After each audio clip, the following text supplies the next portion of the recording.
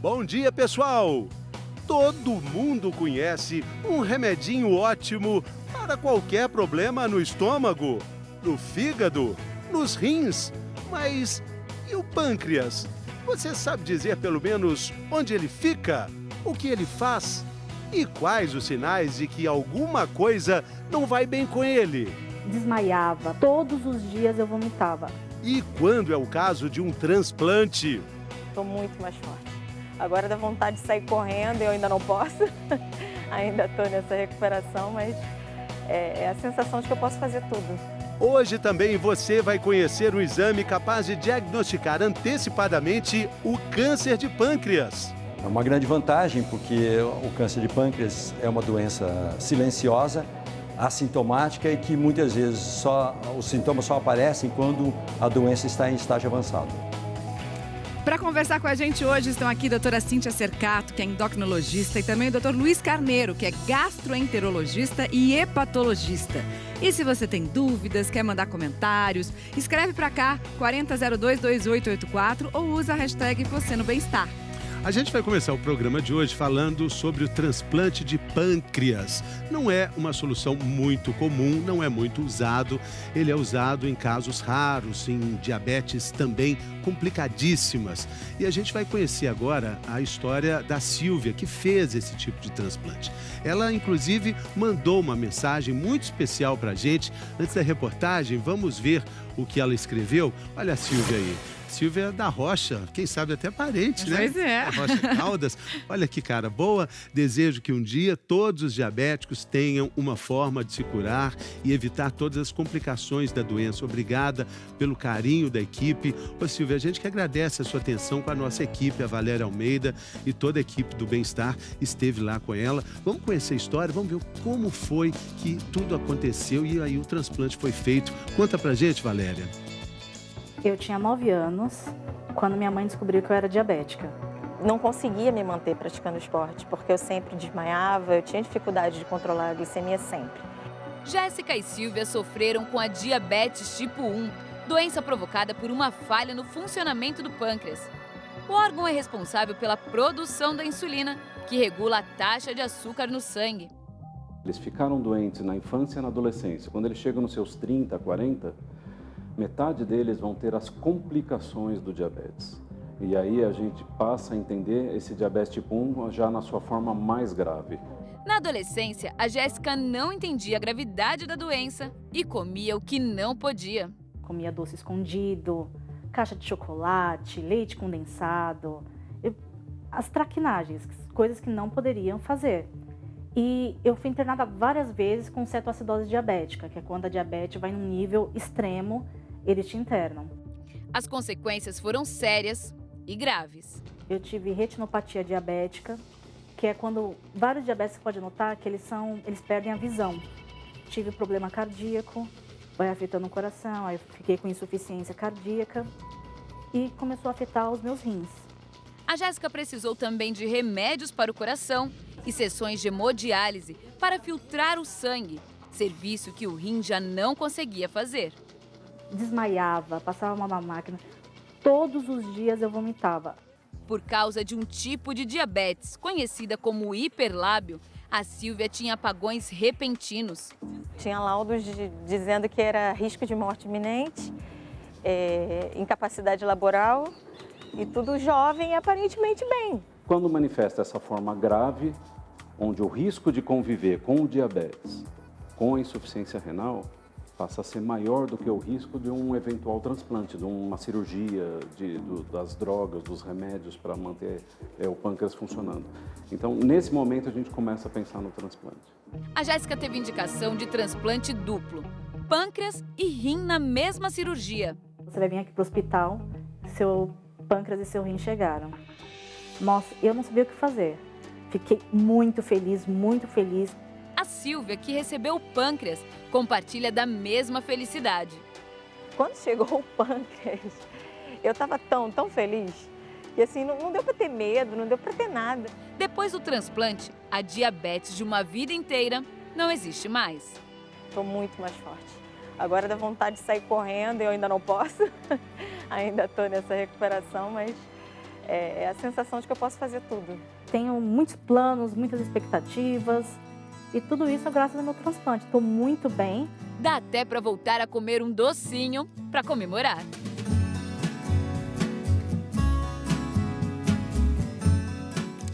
Muito bem, vamos explicar melhor essa questão aí do transplante e a relação com o diabetes, né, doutora Cíntia? Tem uma pergunta que vai ajudar a gente a entrar nesse assunto. A Mônica mandou essa dúvida. A filha dela tem 16 anos, é diabética e está querendo saber quando o transplante de pâncreas é indicado.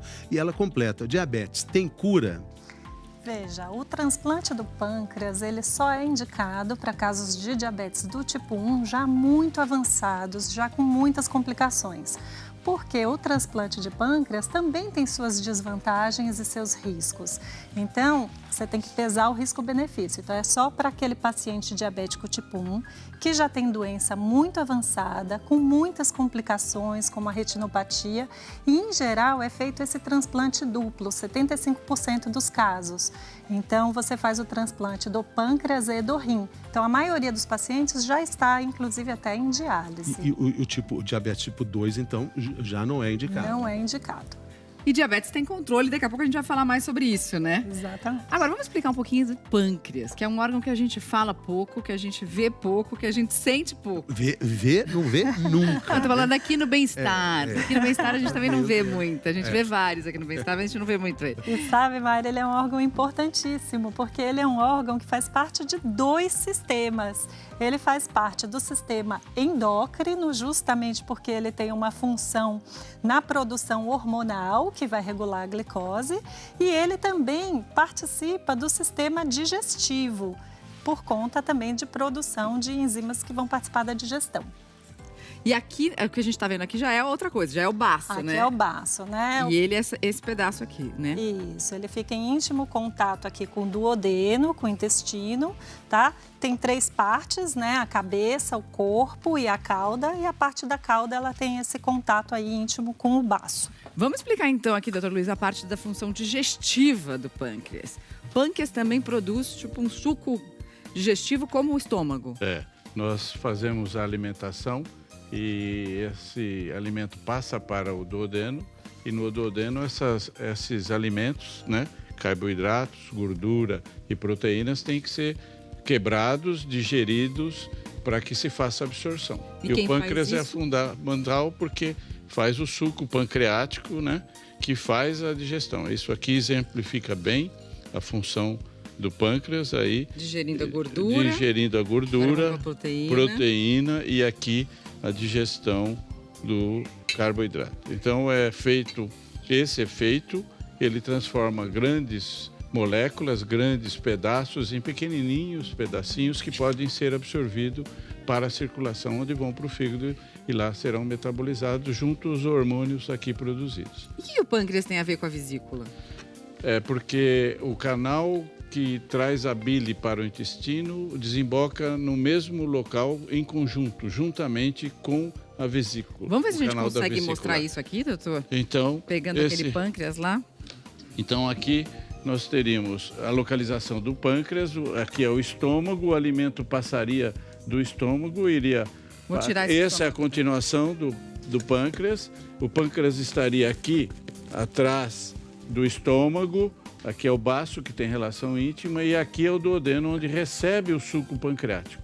O suco pancreático, então, é produzido após o alimento chegar no estômago, é feito um estímulo hormonal e esse alimento, então, vai ser digerido da mesma maneira. Nós podemos mostrar depois ali para ver que o suco é muito potente e faz essa quebra dos alimentos em pequenas partículas que serão absorvidas. E o que acontece se esse suco pancreático não estiver funcionando bem ou não estiver em produção adequada? É aí que nós podemos ter os sintomas do pâncreas decorrente dessa falta de digestão. Que a gente está vendo aí, isso, né? Se a gente não tiver digestão de gordura adequada, nós vamos ter uma diarreia grande e aí o cocô vai ficar boiando. Se nós não tivermos a digestão dos outros alimentos, nós não teremos absorção e isso pode dar consequências nutricionais na diarreia, com uma absorção também de proteína e de gorduras. Então, esse é um aspecto importante e que temos que valorizar muito e pensar em doença pancreática. E hoje existem várias causas que são bastante comuns de pancreatite. A causa mais comum é a da microcálculo, pequenos cálculos da vesícula. Eu não estava interrompendo. O senhor ia falar mais alguma coisa? Não. Se o senhor quiser falar. Não. Doutora Cíntia, vamos aqui nesse outro telão, porque tem um comentário aqui que chegou na internet. Vamos ver o que nossa telespectadora está falando. Ela sempre ouviu falar do pâncreas, mas não sabia que poderia acontecer tanta coisa com ele. Um órgão tão escondido, aliás. Pois é. Ele tem outras funções, né? Endócrinas também, né? Ele tem essa função que a gente chama de função exócrina, que é a da parte digestiva, né? Mas ele tem essa importante função endócrina. A principal função endócrina é regular o nível da glicose no sangue. E para isso a gente tem, né, a produção da insulina, que faz com que a glicose ela diminua, mas esse não é o único hormônio que é produzido pelo pâncreas. O pâncreas também produz um outro hormônio, que é o hormônio chamado glucagon, tá? E ele tem um efeito oposto. O efeito dele é justamente subir a glicose. Então, o que acontece? O nosso pâncreas, ele é muito inteligente, ele sente como é que está o nível de glicose no nosso sangue. Se a glicose está alta porque você comeu, então a insulina vai subir para poder regular a glicose. E se você já está há um tempo, né, no jejum, aí a glicose cai, começa a produzir o glucagon. Doutora Cíntia, a gente tem pessoas, por exemplo, que ficam comendo, tá em jejum e come uma coisa muito doce, um docinho no meio da tarde, por exemplo, depois de algumas horas de jejum. E aí o que acontece? Vai dar aquele pico de insulina, né? Isso, por quê? Porque justamente a glicose sobe muito, você está comendo muito açúcar, e aí o pâncreas responde. E o pâncreas responde de que forma, né? Produzindo a insulina para poder trazer o nível de glicose para o normal. E esses picos de insulina constantes podem levar ao diabetes?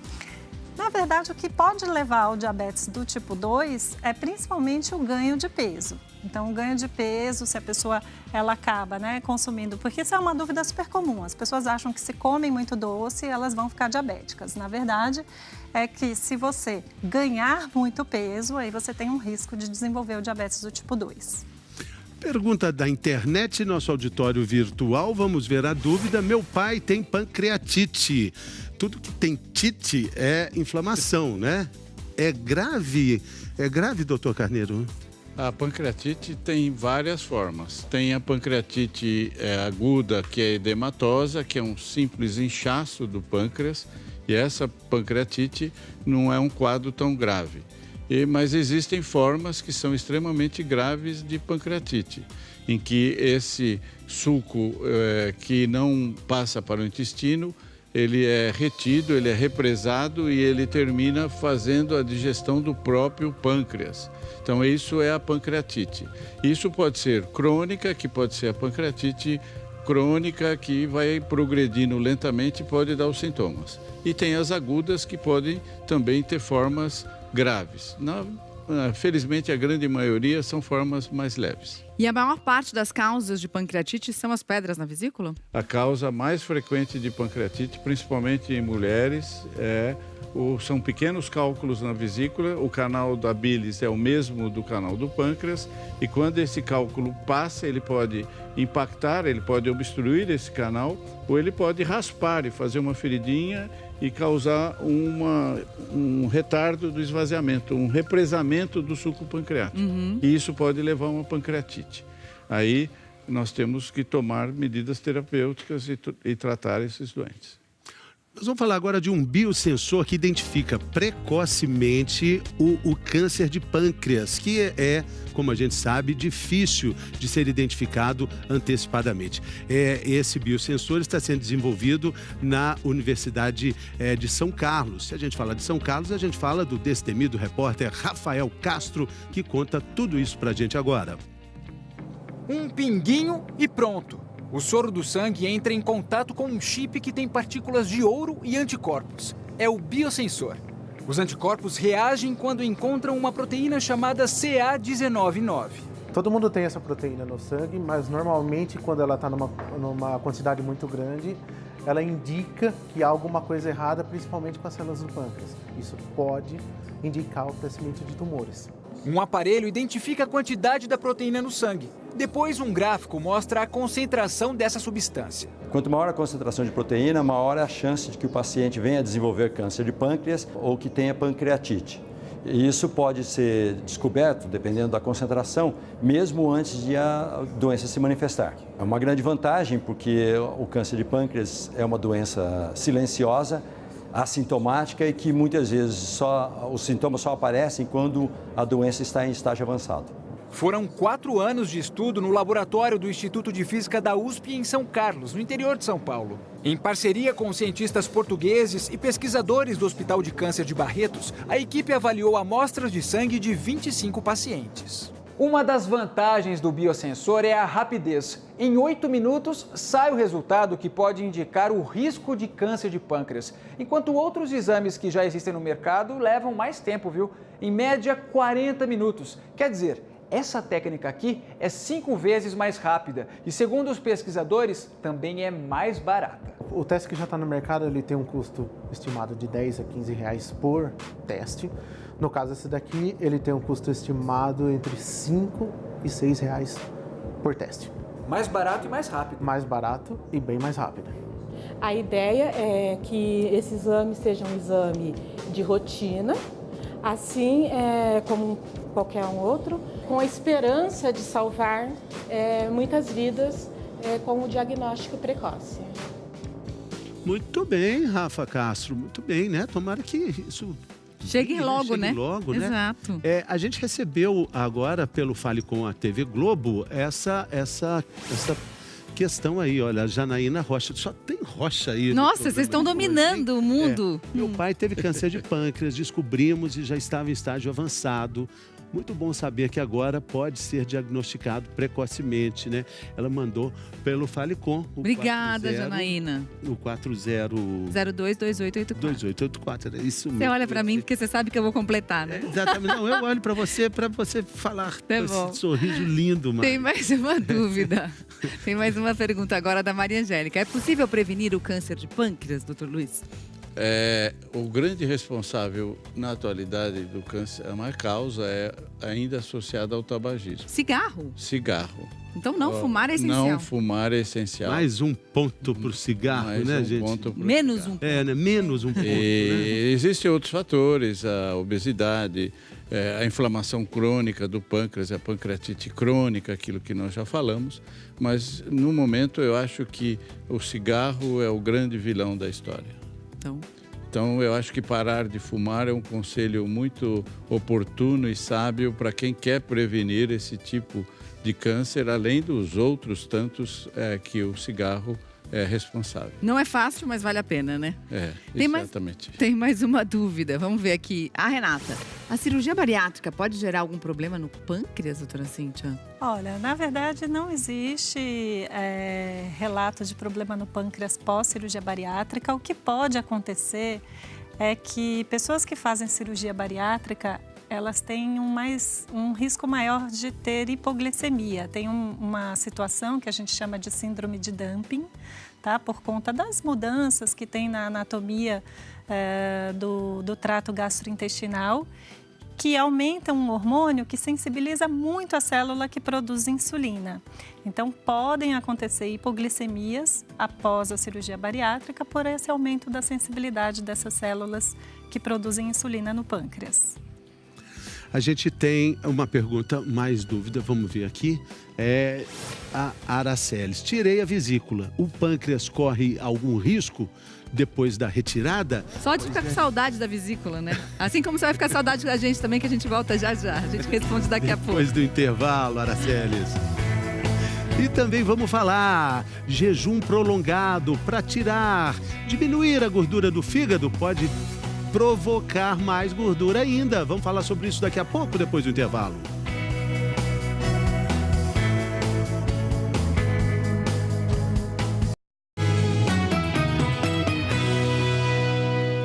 Bem-vindo de volta ao Bem-Estar.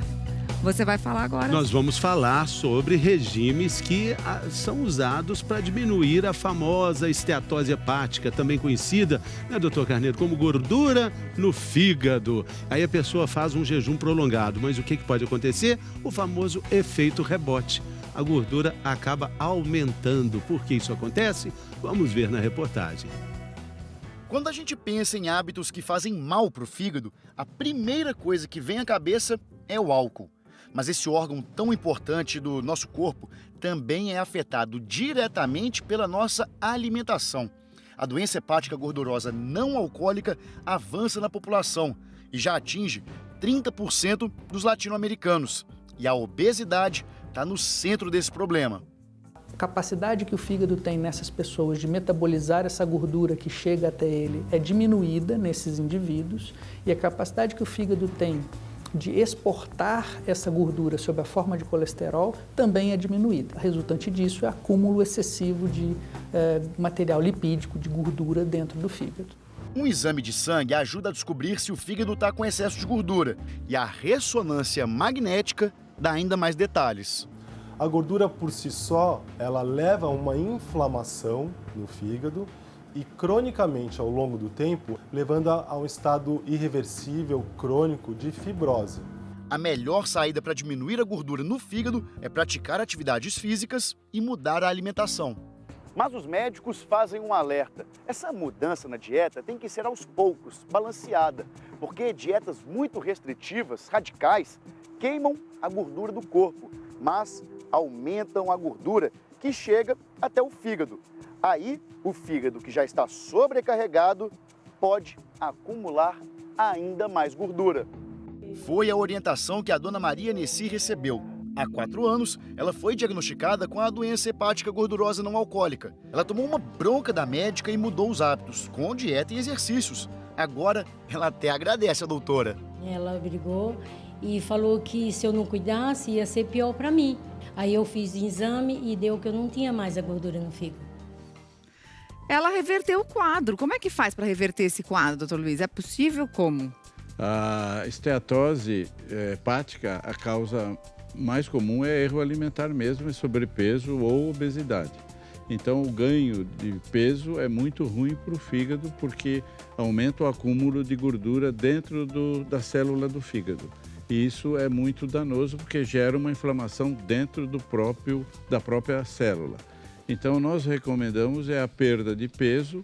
É muito raro, e existem agora descrições de uma síndrome genética de inflamação do fígado, esteatohepatite, por causa hereditária, mas em magros, em pessoas com um IMC, um perfil magro, é incomum. Então, perder peso, e nós sabemos também que a atividade física ajuda muito a esse processo de recuperação. Pergunta da internet, doutora Cíntia. Vamos ver, diabetes tipo 1 e 2, quais as diferenças? Hoje é um dia especial para a gente falar de diabetes, né? Muito especial. Hoje é comemorado o Dia Mundial de Diabetes, né? Então, o mundo inteiro está fazendo atividades para poder chamar a atenção da doença e aqui o bem-estar também, né? Então, não é que ótimo, né? Que vocês estão colaborando, né, com o Dia Mundial do Diabetes. E sim, existe uma diferença, né? O diabetes do tipo 1 é um diabetes autoimune. O que acontece? O corpo ele produz anticorpos que destroem aquelas células que produzem insulina.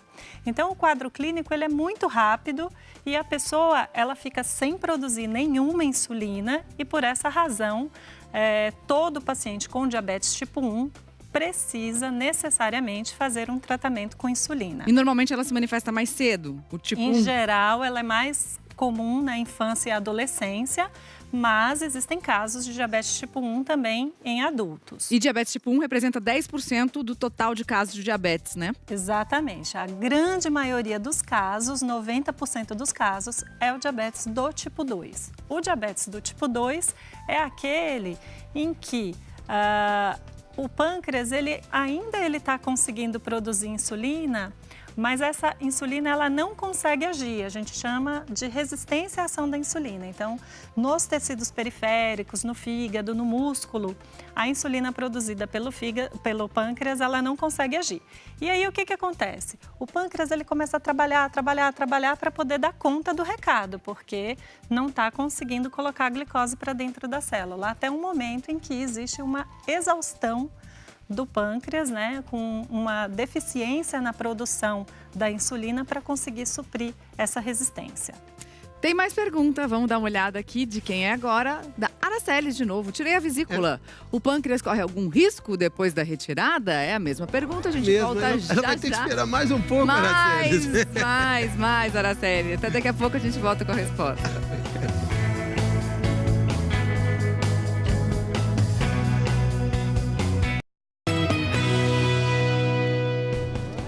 G1 e 1 minuto.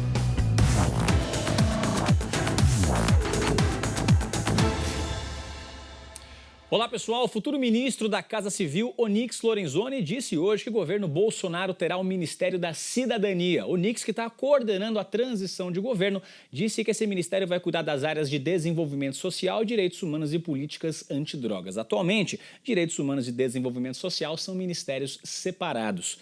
E os primeiros migrantes da América Central que estavam numa caravana chegaram à fronteira do México com os Estados Unidos. Eles planejam pedir asilo nos próximos dias. Do outro lado da fronteira, tropas norte-americanas estão montando barricadas e cercas de arame. Há um mês, uma caravana com milhares de pessoas, principalmente vindas de Honduras, saiu em direção aos Estados Unidos por conta da crise e da violência no país centro-americano.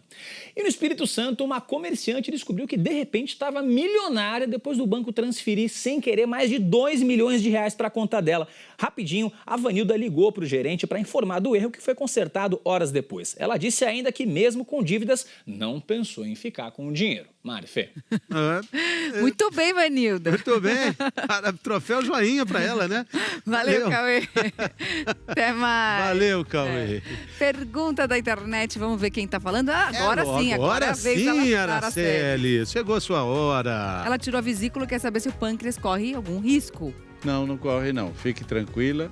O que, aliás, é uma proteção porque pode evitar a causa mais frequente de pancreatite, que é os microcálculos, pequenos cálculos de vesícula. Mas todo mundo vai querer tirar a vesícula daí, doutor? Só quem tiver pequenos cálculos. Tá bom. Mas tem que tomar cuidado com bebida, né, doutor? Tem que ter outras. Existem outras causas de pancreatite. Temos que cuidar bem do pâncreas sempre, não é somente quando tira a vesícula. Não podemos beber, a obesidade é ruim, fumar é muito ruim, etc. Todos os cuidados nós temos que tomar. Tem gente ligando para o 40022884 e escrevendo para a gente, como a Natasha. Sou diabética tipo 1 há pouco tempo e gostaria de saber sobre transplante de pâncreas. Por que no meu caso não é indicado? Tenho 19 anos. Poxa, Natasha. Bom, não é indicado porque, como a gente falou no início do programa, o transplante de pâncreas, ele também tem problemas. Qual que é o problema? A pessoa que faz esse tipo de transplante, ela tem que usar imunossupressor pelo resto da vida. E usar imunossupressor traz riscos. Além disso, o próprio transplante tem também as suas complicações. Então, é somente para diabéticos de longa data, com muitas complicações, em que o benefício, dessa vez, ele vai ser maior do que o risco. É mais fácil ela controlar o diabetes, né? Ter uma vida mais regular e saudável. Mais uma pergunta, Isabel.